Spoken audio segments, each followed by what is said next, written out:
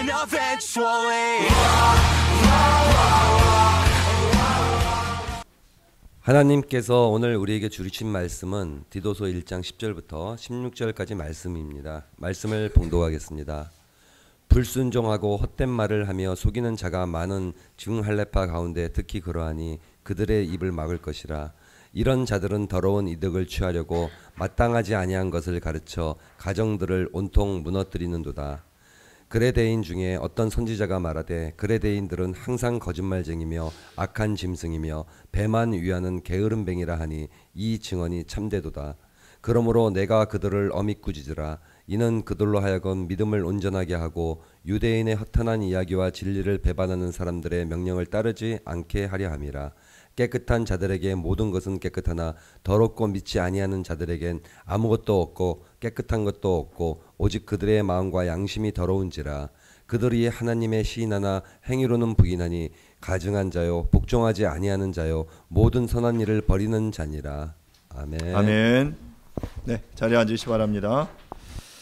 저희는 지난 2주간 디도서 1장 7절부터 9절 말씀을 통해서 감독의 자격이라는 제목으로 함께 말씀을 나누었습니다. 하나님의 집인 교회의 청지기가 바로 감독이라고 말씀드렸죠.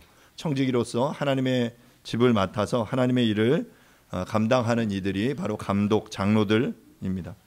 감독은 책망할 것이 없고 자신의 뜻대로가 아니라 하나님의 뜻대로 하나님을 시원케 해드리는 역할을 감당해야 한다라고 말씀을 드렸습니다. 급히 분내지 않고 술에 중독되지 않고 구타하지 않고 더러운 이득을 탐하지 말아야 한다라고 말씀드렸고요. 나아가 나그네를 대접하고 선행을 좋아하고 신중하고 의롭고 거룩하며 절제할 줄 알아야 한다라고 말씀드렸습니다. 하나님의 미쁘신 말씀을 솔선수범하여 지킴으로 바른 교훈으로 권면하고 거슬러 대적하는 이들을 책망할 줄 알아야 한다라고 말씀을 드렸는데요. 이제 이어지는 이제 본문 10절부터 16절 말씀을 통해서 이제 대적하는 이들을 책망하는 것, 실제로 거짓 선지자들을 꾸짖으라라는 제목으로 오늘 함께 말씀을 보도록 하겠습니다. 거짓 선지자들을 꾸짖기 위해서는 그들의 실상, 거짓 선지자, 거짓 교사들이 어떠한 자들인지를 알아야 하겠고요. 또한 어떻게 꾸짖어야 하는지를 알아야 하겠죠. 앞에 보시는 대로 10절부터 이제 16절 본문은 이렇게 헬라어나 히브리어는 이런 교차 대꾸법을 자로 많이 사용하는데요. 그러니까 10절과 15절, 16절은 거짓 교사들의 면면, 실상이 어떤지를 이렇게 앞뒤로 설명을 하고요. 그 다음에는 이제 제재의 명령, 어떤 제재, 어떻게 그들을 꾸짖을 것인지, 엄히 명할 것인지를 이야기하고, 이 중간에 그레데인들이 어떤 사람들인지 그들의 거친 품성에 대해서 이렇게 이야기를 하고 있습니다. 이 구조를 좀 머리에 두시고 다음 보시면 이 전체 이제 본문을 이렇게 배치해 보면 이런 식이에요. 10절과 15, 16절이 이렇게 서로 대꾸를 이루고요. 그 다음에 11절 말씀과 또한 13절 하반절부터 14절까지가 이제 대꾸를 이룹니다. 제재의 명령, 어떻게 제재를 하는지, 그리고 12절과 13절 앞부분까지 그레데인들이 어떤 사람들인지를 설명을 하는데요. 이 그림을 머리에 좀 가지시고 우리가 함께 말씀을 좀 보도록 하겠습니다. 먼저 10절 말씀을 제가 한번 읽어보도록 하겠습니다. 불순종하고 헛된 말을 하며 속이는 자가 많은 중 할레파 가운데 특히 그러하니.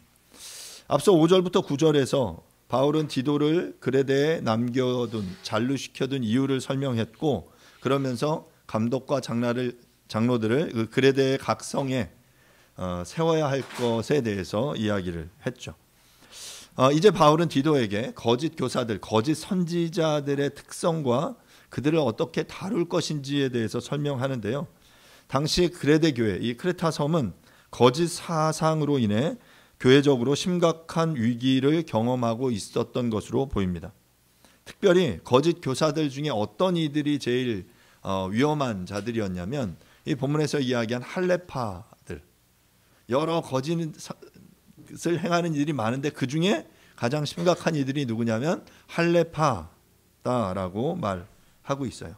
할레파라고 번역된 페리토메라는 이런 표현은요. 원래 뭐 표현은 할례의 행위를 의미하는 표현인데 페리토메라는 이 표현은 페리라는 단어는 이렇게 주위, 어라운드라는 뜻이고요.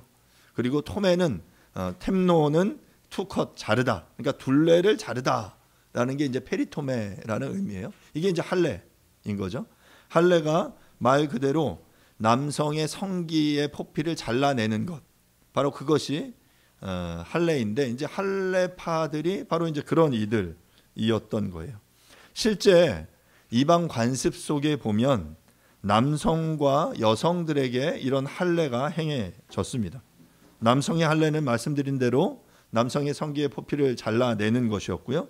여성의 할례는 여성 성기의 클리토리스를 제거하는 형태로 고대에서 행해졌고, 뭐 지금도 아프리카 어떤 종족에서는 여성들의 할례가 행해지고 있다라고 말합니다. 대부분 이런 할례는 여성들의 성적인 어떤 그 자극을 줄이는 형태인 거예요. 그러니까 이 성적인 이런 것들이 악하다라고 여겼기 때문에 그러한 것들을 제거하는 방식으로 행해졌죠. 이런 것들이 고대 근동이나 애굽에서 이제 성행했었는데, 이제 성경 안에 이 할례가 처음 들어온 이야기는 창세기 17장에 등장을 합니다. 창세기 17장 7절부터 17장 9절부터 14절 말씀을 제가 한번 천천히 보겠는데요. 한번 보시죠. 하나님이 또 아브라함에게 이르시되 그런즉 너는 내 언약을 지키고 내 후손도 대대로 지키라. 너희 중 남자는 다 할례를 받으라. 이것이 나와 너희와 너희 후손 사이에 지킬 내 언약이니라. 너희는 포피를 베어라. 이것이 나와 너희 사이의 언약의 표징이니라. 너희의 대대로 모든 남자는 집에서 난 자나 또는 너희 자손이 아니라 이방 사람에게서 돈으로 산 자를 막론하고 난 지 8일 만에 할례를 받을 것이라.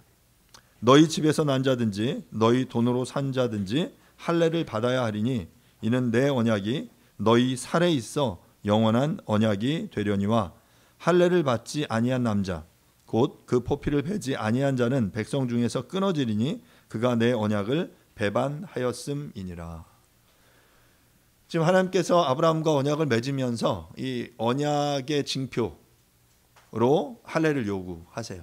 그래서 이스라엘은 태어난 지 8일 만에 할례를 행하는 것이 그들의 관습이고, 이것은 그들에게 이제 너무나 중요한 또 너무나 당연한 그런 행위, 종교적 행위였습니다. 자, 이것이 이제 점점 절대화지고 중요하게 여겨지다 보니 이제 유대인들은 이제 주객이 전도된 거죠. 그것의 본래의 의미를 상실하고 그것의 어떤 의식 자체, 행위 자체만 그들에게 남게 된 것입니다.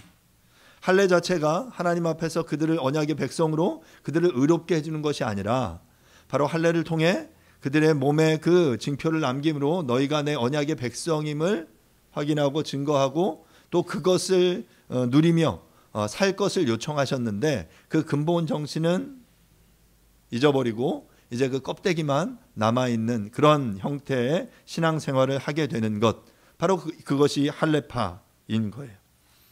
여기서 할례파는 유대 할례주의자들을 의미하는데요.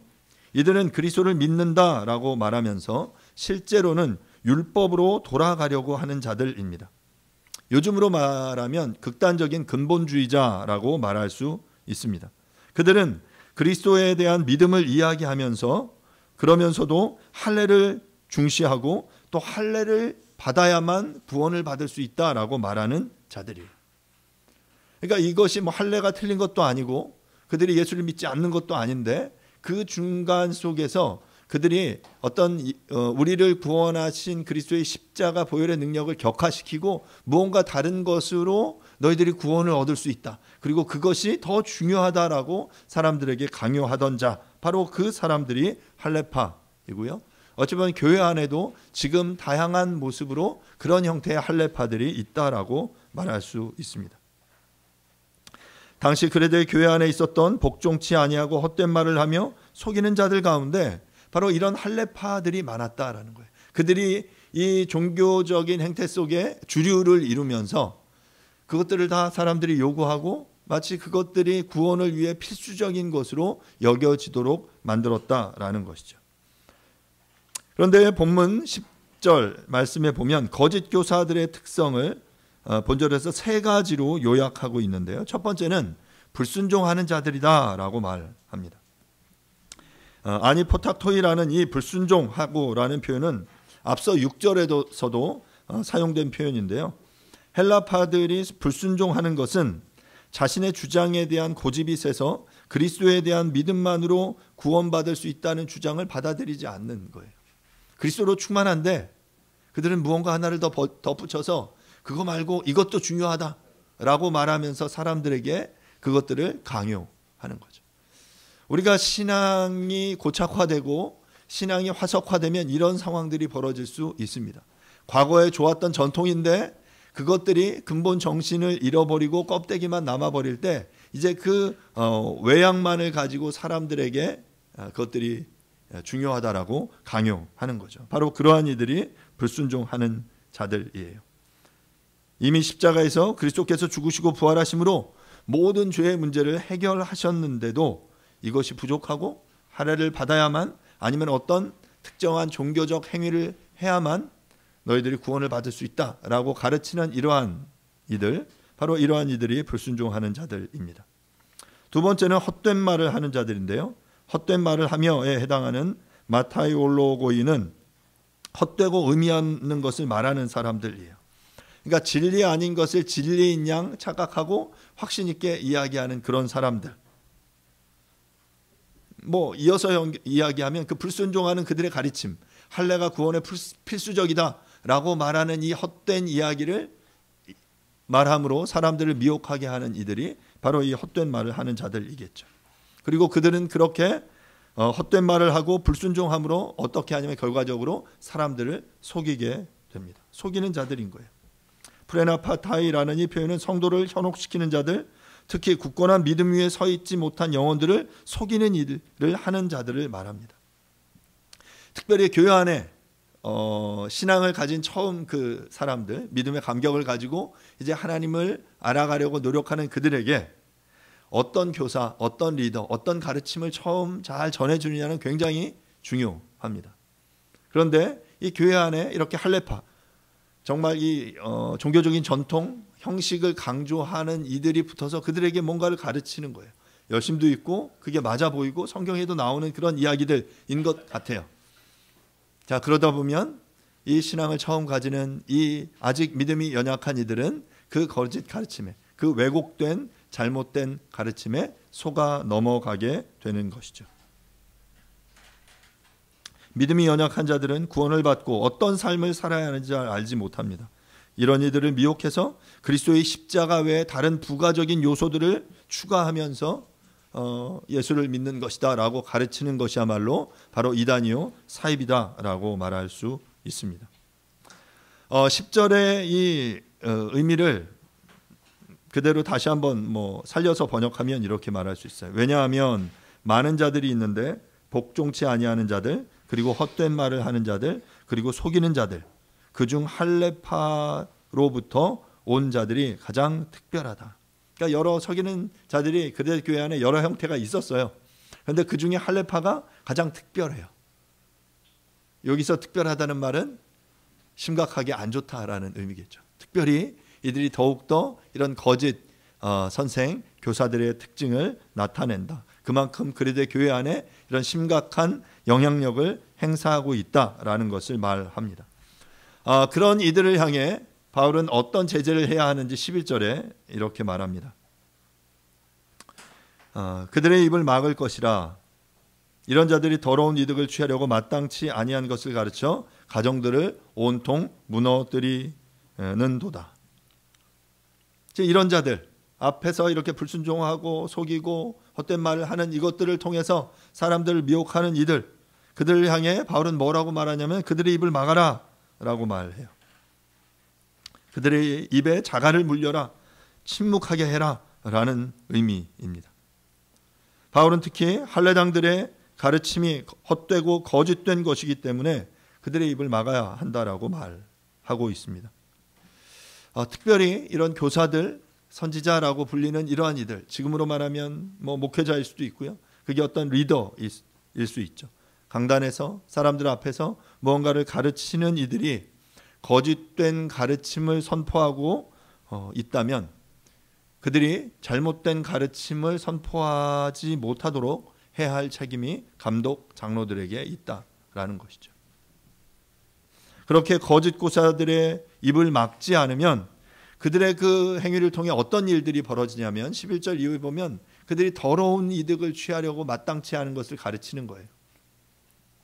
그러니까 껍데기는 뭔가 이렇게 있어 보이는데, 그리고 그 어떤 말씀을 인용하면서 사람들을 두렵게 하고 그래서 그 말씀을 듣게 하는데 결국 그것을 통해서 그게 옳지 않은 것이고 마땅하지 않은 것이고 결과적으로 가정들을 무너뜨리게 된다라고 말하고 있어요. 무너뜨리다라는 이 표현은 그러니까 위아래가 이렇게 뒤바뀌는 전복되는 그런 의미입니다.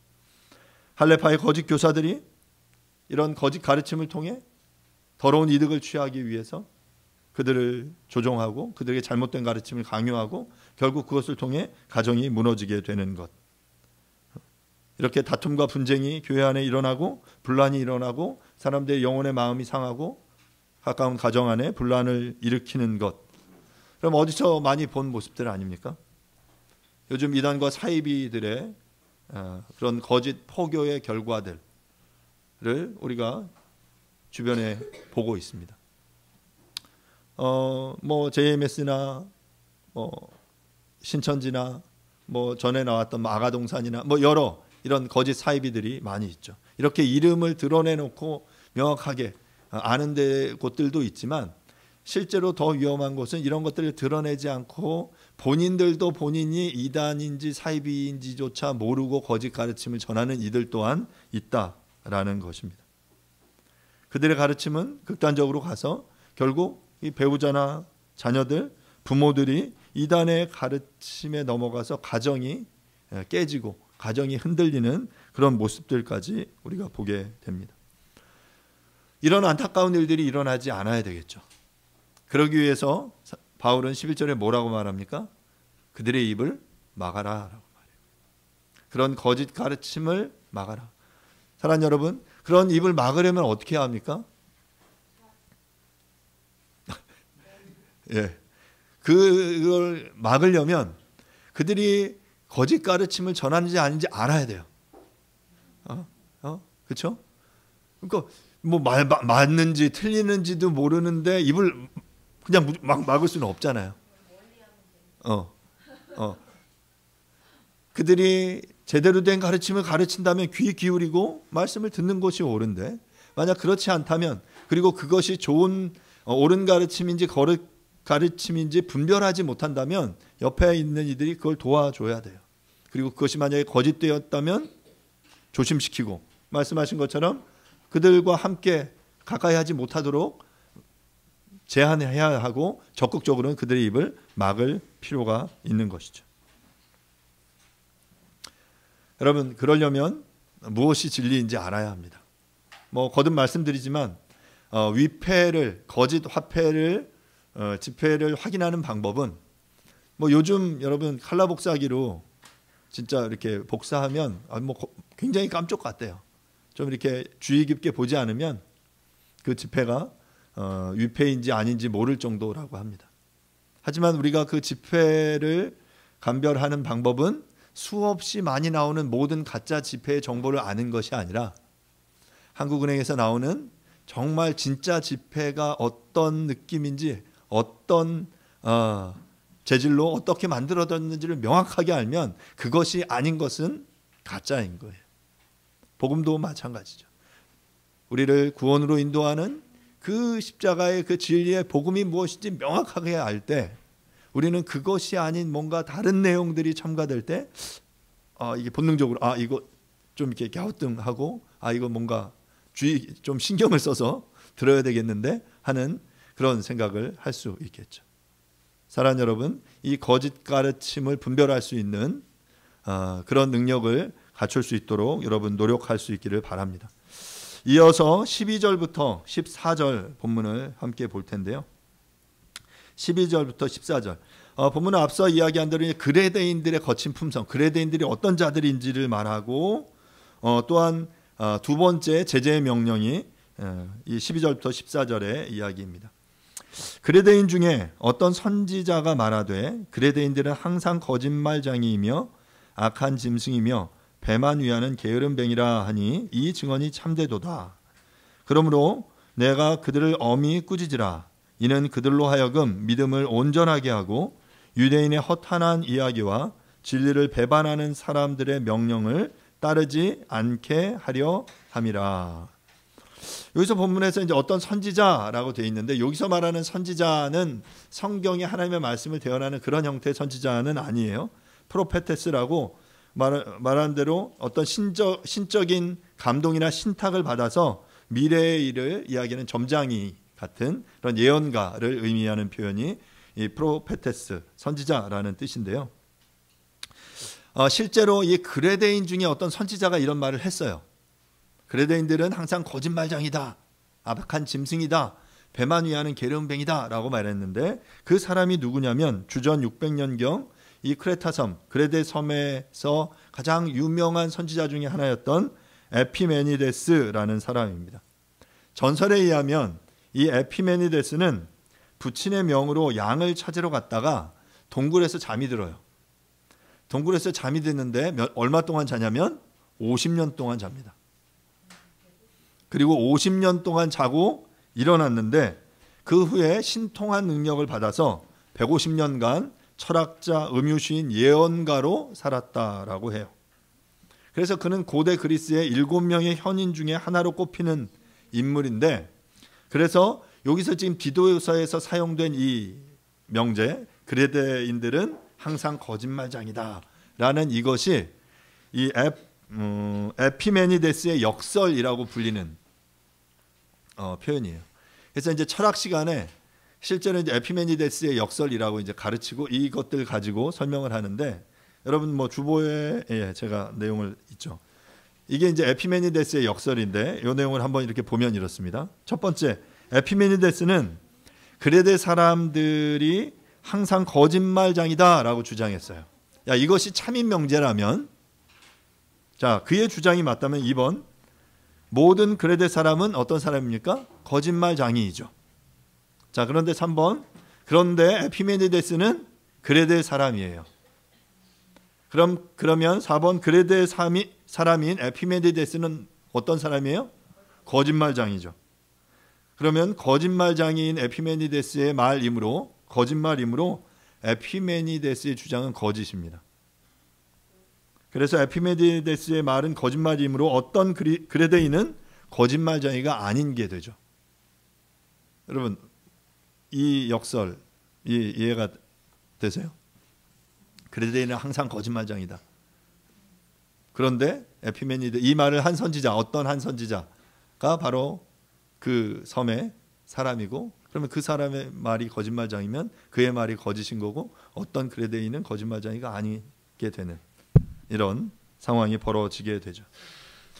이런 논리학의 역설의 이야기를 들으면 우리는 철학이 주는 권위에 눌려서 이 본문을 어떻게 해석해야 되나 갈 길을 잃어버리게 됩니다. 하지만 우리가 이런 이 철학의 권위를 좀 걷어내고 이걸 일상 언어의 용법으로 생각해 보면 이런 역설은 아침 안개처럼 사라져 버립니다. 대부분의 경우 우리가 사용하는 일상 언어의 사용에서 항상 모든이라는 이런 표현은 우리가 100%를 의미하지는 않죠. 우리가 항상 부지런해. 이 모든 사람들을 사랑해 라고 말하죠. 그 느낌 알잖아요. 그런데 여러분 그게 100%가 되던가요? 아니죠. 그 말은 그 의미는 아는데 실제로 100%가 되지 못한다는 거죠. 이처럼 바울은 당시 사람들이 잘 알고 있는 인물인 에피메니데스의 말을 인용함으로써 그레데 사람 대부분이 거짓말장이고 말한 것처럼 악한 짐승이고 배만 위하는 게으름뱅이다라고 지적하고 있는 거예요. 뭐 100%는 아닐 수 있겠죠. 그 중에 어떤 사람들은 거짓말을 하지 않고 선한 삶을 살아갈 수 있어요. 하지만 그레데인들 전체가 그런 거친 품성을 가지고 있다라는 부분을 강조하기 위해서 이 역설을 이야기하고 있는 것입니다. 원래 크레데라는 말의 헬라어가 크레티조인데요. 거짓말하다, 속이다, 비난하다 이런 의미예요. 원래 크레데라는 뜻이 크레티조. 그래서 실제로 이 크레데 섬의 사람들은 그런 비평적이고 이런 사람들을 비난하는 그런 모습들이 많이 있었던 것 같아요. 어떤 사람들은 역사적으로 이 크레데 섬이 범죄자들을 유배하던 곳이었다. 그래서 그 도시에, 그 섬에 범죄자들이 많았기 때문에 실제로 그런 이들이 많았다라고도 주장합니다. 그들은 거짓말을 잘하고 악한 짐승처럼 잔인했고 또한 배만 위하는 게으름뱅이였습니다. 배만 위한다라는 것은 절제할 수 없는 탐욕으로 식탐을 일삼는 그런 사람들이다라는 의미예요. 중세에는 그 당시에는 이 식탐이 7개의 큰 죄악 중에 하나였거든요. 그러니까 이렇게 배만 위하는 그러한 삶을 살아가는 그 그레데인, 거짓말하고 악하고 잔인한 그들의 모습을 지금 이야기를 하고 있는 거죠. 이런 그레데인들의 모습을 향해서 바울은 뭐라고 말했냐면 엄히 꾸짖으라. 그런 그레데인, 그런 거짓 선지자들을 내가 꾸짖으라 라고 말했습니다. 이 꾸짖다라는 이 표현이 엘렌코인데요. 빛으로 가져오다, 노출시키다 라는 의미예요. 그래서 원래 유죄 선언을 하다, 비난하다, 호되게 나무라다 라는 뜻인데 그들의 거친 품성을 드러내서 그들로 하여금 자신들의 잘못을 깨닫게 해라 라는 것이 바로 이제 꾸짖으라 라는 의미의 내용인 거죠. 잘못에 대해서 이렇게 엄히 꾸짖는 이유가 뭘까 우리가 조금 함께 생각해 볼 필요가 있는데 본문에서는 이어지는 본문 속에서 그들을 책망하는 목적이 명확하게 이야기되어지고 있습니다. 이 책망의 목적은 부끄러움이나 그들에게 고통을 주기 위해서, 마음의 상처를 주기 위해서가 아니라 깨달음을 통해 회개할 기회를 주기 위해서였던 거예요. 우리가 거듭 이야기하지만 성경에서 사랑하는 자녀들을, 사랑하는 믿음의 지체들을 징계하고 책망하고 권면하는 이유는 그들이 미워서가 아니라 그 권면을 통해, 책망을 통해 그들이 깨닫고 돌이키게 하는 것이 목적임을 기억해야 합니다. 이어지는 본문 속에 엄히 꾸짖는 목적, 이유가 등장하는데요. 첫 번째는 믿음을 온전케 하기 위해서이다라고 말해요. 본문을 문자적으로 번역하면 그들이 믿음 안에서 건전하도록 하기 위해 꾸짖으라는 거예요. 그러니까 본문은 한글 번역은 믿음을 온전하게 하기 위해서 꾸짖어라라고 번역 느낌이 오지만 그런 의미보다는 믿음 안에 있는 그들이 믿음 안에서 온전하도록, 건전하게 생활하도록 그들을 꾸짖어라. 예, 맞죠? 우리가 꾸짖는다고 믿음이 온전해지는 게 아니라 믿음 자체가 믿음 안에 거하는 우리의 삶이 온전하도록 하기 위해서 꾸짖는 거예요. 이렇게 거짓말하고 속이고 사람들을 미혹해 하는 이것들은 옳지 않은 거죠. 그것에 대해서 엄히 꾸짖을 때 또한 그 거짓말을 하는 이들이나 그 거짓말을 듣는 이들이 믿음 안에서 건전한 삶을 살 수 있게 되는 것이죠. 두 번째로 엄히 꾸짖는 목적은 14절인데요. 유대인의 허탄한 이야기와 진리를 배반하는 사람들의 명령을 따르지 않게 하기 위해서입니다. 교회 안에서 감독 장로들은 거짓 가르침에 미혹되어 사람들이 믿음의 항해에서 파선하지 않도록 지도하고 이끌어 주어야만 합니다. 거짓 선지자들의 잘못된 가르침에 마음을 빼앗기지 않으려면 진리의 말씀 위에 굳게 서야 하는 것이죠. 너무 그 당시에 이렇게 거짓 가르침을 유대인들이 이 할레파들이 거짓 가르침을 가르치는 이들이 너무나 많이 있었나 봐요. 그랬더니 그들의 명령을 따르지 않게 하기 위해서, 그런 거짓 가르침에 노출되지 않게 하기 위해서 너가 엄히 꾸짖어라, 책망해라 라고 말하는 거예요. 어찌 보면 우리들도 그런 책망을 받아야 하지 않나? 그런 생각을 해요. 왜냐하면 지금 우리를 둘러싼 주변의 환경들이, 그런 허탄한 이야기들이, 진리를 배반한 여러 많은 사람들의 이야기들이 우리 주변에 너무나 홍수처럼 많이 있기 때문입니다. 그냥 방심하고 있으면, 아무 생각 없이 노출되어 있으면 세상의 주변의 여러 사람들의 이야기에, 이 세상의 가치에, 또한 미디어에서 들려오는 수많은 이 세상의 이야기들에 우리의 마음이 노출되고 우리가 그것들을 따르게 되어 있는 거죠. 우리가 깨어 있지 않으면 우리는 우리에게 들려오는 여러 메시지와 소리에 동요될 수밖에 없습니다. 그것에 점점 동화되어 가는 거예요. 주님께서는 우리를 향해서 너희가 이 세상 가운데 하나님을 믿는 하나님의 백성으로, 소금으로, 빛으로 살아낼 것을 요청하십니다. 세상 속에 들어가서 그 세상 가운데 똑같이 세상의 거짓 가르침에 동화돼서 그들과 같아지기를 주님이 원하시지 않습니다. 그렇다고 해서 세상과 구별돼서 개토를 이루고 너희의 영역 안에서 이 공동체 교회 안에서만 여기가 좋사오니 하며 살아가라고 우리에게 말씀하시지 않습니다. 진리의 말씀을 들고 복음과 하나님의 나라의 이 복음을 가지고 세상 가운데 나아가서 그들 가운데 구별됨으로 그들 속에서 우리가 함께 녹아져서 그리스도의 그 이 가르침을, 이 진리의 복음을 드러내며 살아내라고 말하는 거죠. 그런데 사랑하는 여러분, 그렇게 준비하고 갔는데도, 열심히 마음가짐을 하고 갔는데도 나의 이 진리의 복음의 말씀에 내가 제대로 붙잡혀서 훈련되지 않으면, 내가 이렇게 막 마음 먹고 갔는데 어느 순간 막 정신 차리고 보면 이쪽으로 마음이 흔들려 있어요. 이 세상의 허탄한 이야기에, 진리를 배반한 이들의 메시지에 우리가 확 넘어가 있는 거죠. 그러면 어떻게 해야 됩니까? 에라 모르겠다, 계속 갑니까? 그냥 그렇게 그냥 될 대로 되라 하면서 그렇게 살아가면 안 됩니다. 그럴 때 누군가 옆에서 책망해야 돼요. 옆에서 믿음의 배우자들이 뒤통수를 한 대씩 때려 주셔야 됩니다. 그러면 안 된다. 정신 차려야 된다. 정말 믿음 안에 다시금 다시 이탈했다면 다시 궤도를, 이 자리를 향해 돌아와야 한다.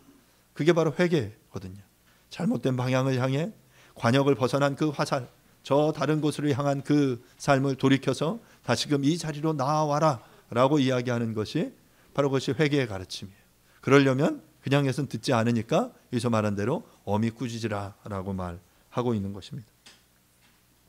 사랑하는 여러분, 이런 어미 꾸짖는 일들이 벌어지지 않으면 좋겠는데, 그래서 모두가 다 진리의 복음 안에 흔들리지 않고 정도를 가며 그 그리스도의 이 장성한 분량에 이르기까지 이 믿음의 항해 여정에 파선하지 않고 이탈하지 않고 가면 좋겠는데,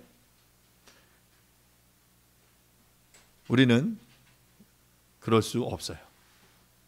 제가 장담하건대 이 중에 누군가는 그 믿음의 그 항해에서 이탈하고 파선하고 쓰러질 겁니다. 그때 손을 내어 미시고 때로는 그들을 향해 엄히 꾸짖으셔야 해요. 그리고 그들을 다시금 돌이키도록 하는 그 노력, 역할들이 우리 안에 있어야 하는 것입니다. 이제 15절, 16절입니다. 깨끗한 자들에게는 모든 것이 깨끗하나 더럽고 믿지 아니하는 자들에게는 아무것도 깨끗한 것이 없고 오직 그들의 마음과 양심이 더러운지라. 그들이 하나님을 시인하나 행위로는 부인하니 가증한 자요 복종하지 아니하는 자요 모든 선한 일을 버리는 자니라. 본절은 앞서 이야기한 대로 거짓 선지자, 거짓 교사들의 실상이 어떠한지를 우리에게 설명하는데요.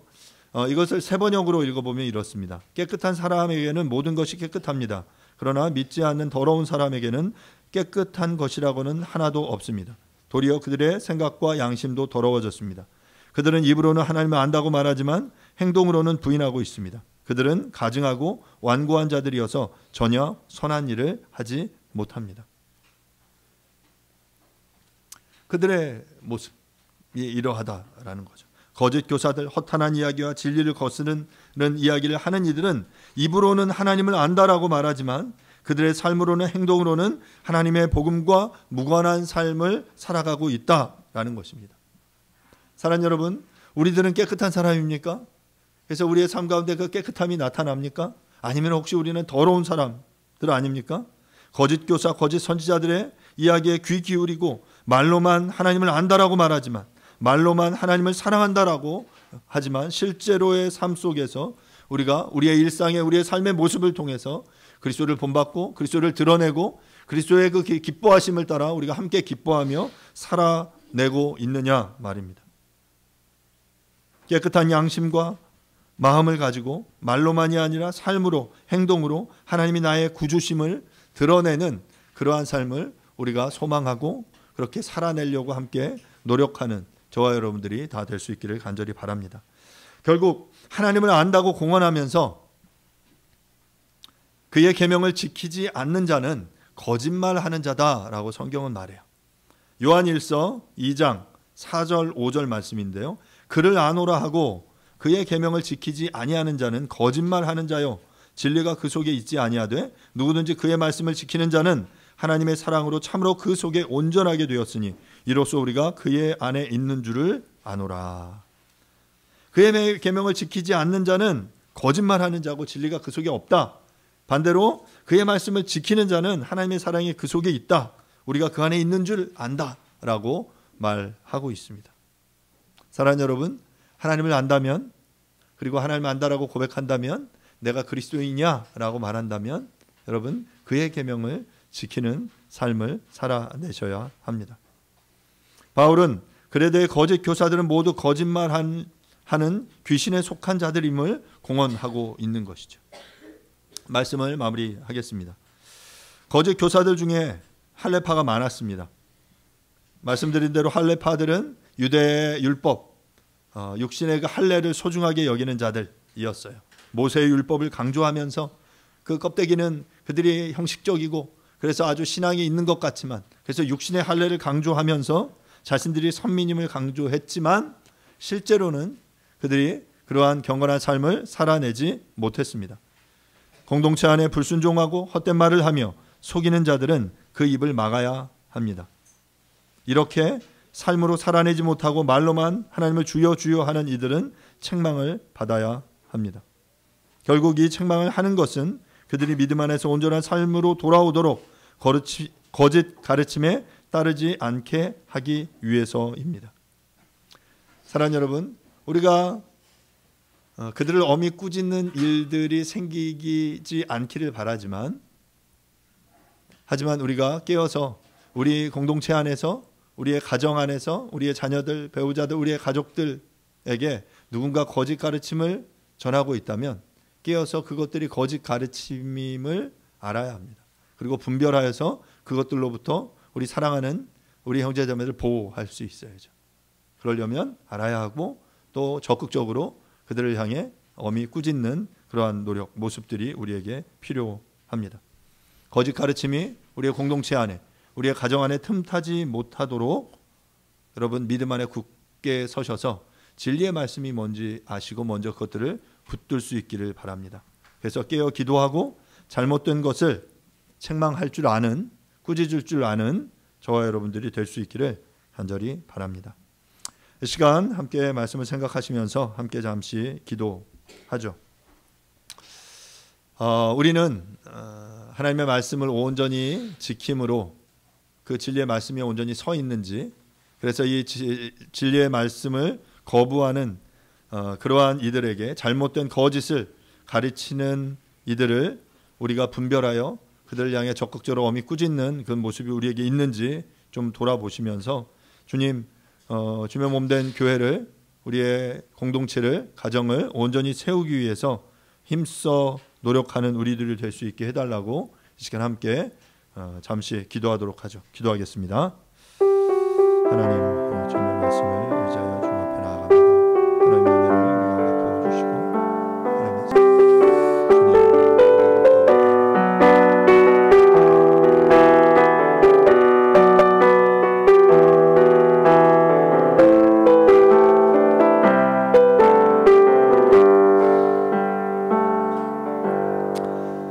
불순종하고 헛된 말을 하며 속이는 자가 많은 중 할례파 가운데 특히 그러하니 그들의 입을 막을 것이라. 이런 자들이 더러운 이득을 취하려고 마땅하지 아니한 것을 가르쳐 가정들을 온통 무너뜨리는도다. 그레데인 중에 어떤 선지자가 말하되 그레데인들은 항상 거짓말쟁이며 악한 짐승이며 배만 위하는 게으름뱅이라 하니 이 증언이 참되도다.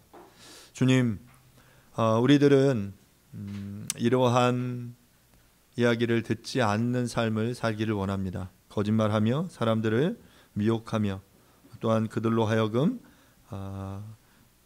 헛된 말을 하며 사람들을 미혹해서 거짓된 것으로 이끌어내는 그러한 삶들을 살지 않게 도와주시고, 또한 그런 모습들을 볼 때 우리가 잘못된 길을 향해 달려가는 이들을 주님께로 인도하기 위해서 정말 노력하고, 또한 필요하다면 엄히 꾸짖는 그러한 모습들이 우리 가운데 있게 되어지기를 주님 간절히 원합니다. 우리의 가정을, 우리의 교회를 주의 진리의 복음 안에 우리가 견고히 세워 나아갈 수 있도록 주님 도와주십시오.